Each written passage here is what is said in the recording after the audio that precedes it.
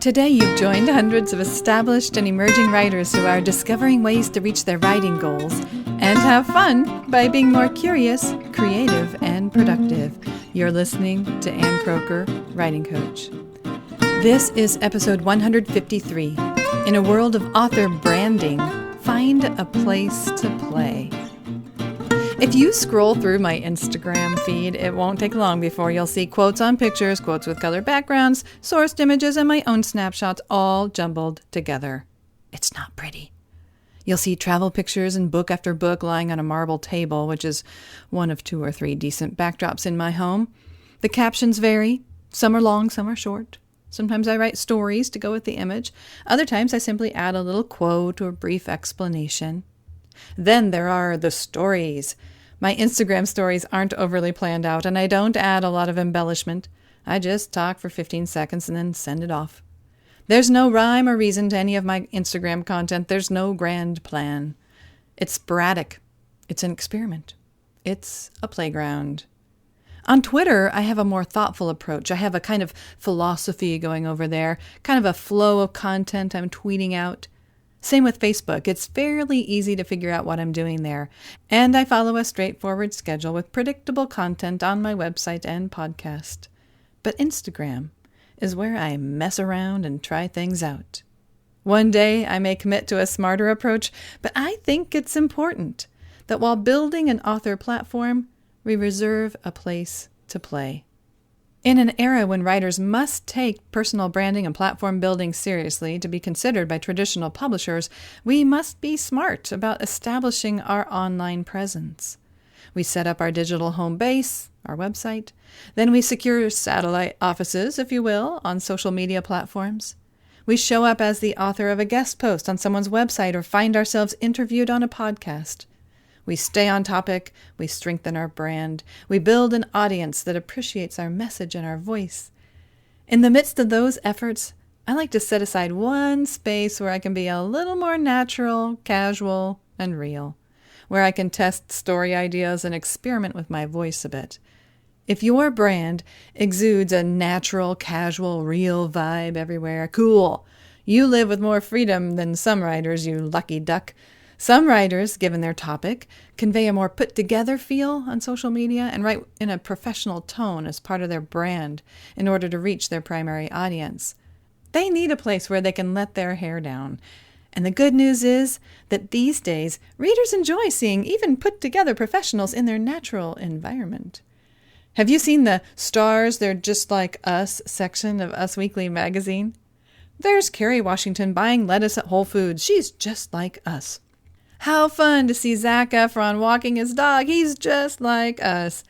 Wow, Cindy Crawford pumps her own gas. She's just like us. How about that? Ann Croker reads entertainment magazines. She's just like us.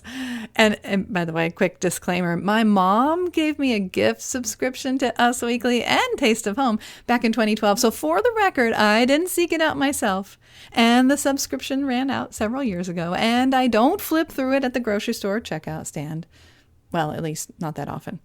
But if I did, that would be one of the features I'd flip to. Because I think it's fun to see the movie or music stars I usually see dressed up and walking the red carpet, spotted instead in normal places, in ordinary clothing, shuffling around in flip-flops, slurping an orange Julius, just like us.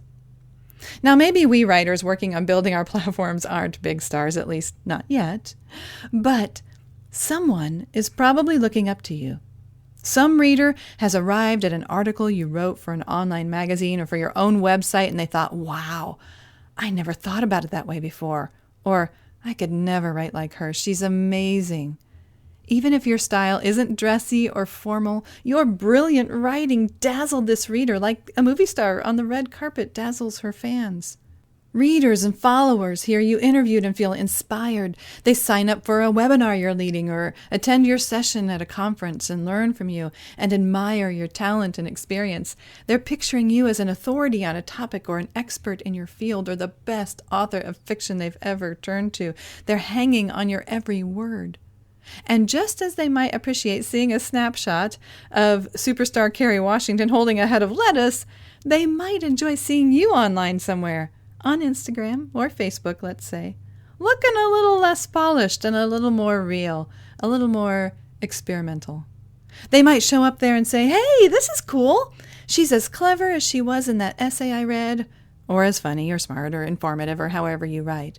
"But she also makes homemade granola and drinks from a Spider-Man cup." They think, that writer is just like me. She struggles in the same ways I do. She feels the same way I feel. All because you're keeping it real over there in that playground where you look a little less put together.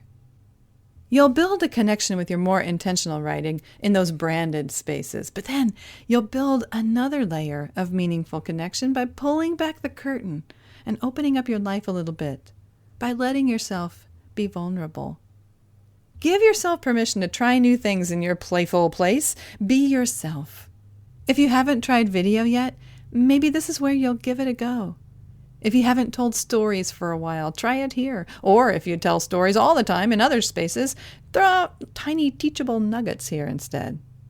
In time, you'll figure out a plan and purpose for that platform that makes sense. In the meantime, just play.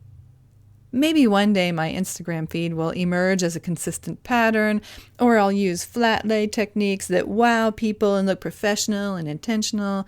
But right now, it's the place that most resembles my everyday life. Mismatched, unpredictable, unscheduled, random. It's a place where I tell an occasional personal story, like a mini essay. It's a place where I post a photo of trees, flowers, and pets. It's a place where I share quotes that strike me. Through trial and error, I'm figuring out the best use of that space. And for now, it's mostly trial and quite a bit of error. It's messy. It's playful. It's fun. Find a place like that for yourself. I'm Ann Croker, cheering you on as a writing coach in your ear. Everywhere we may meet, at my website, on Facebook, Twitter, Instagram, in your inbox, here on this podcast, over at Patreon, or even in person, I'm always looking for ideas to share with you that will help you achieve your writing goals and have fun by being more curious, creative, and productive. Thank you for listening.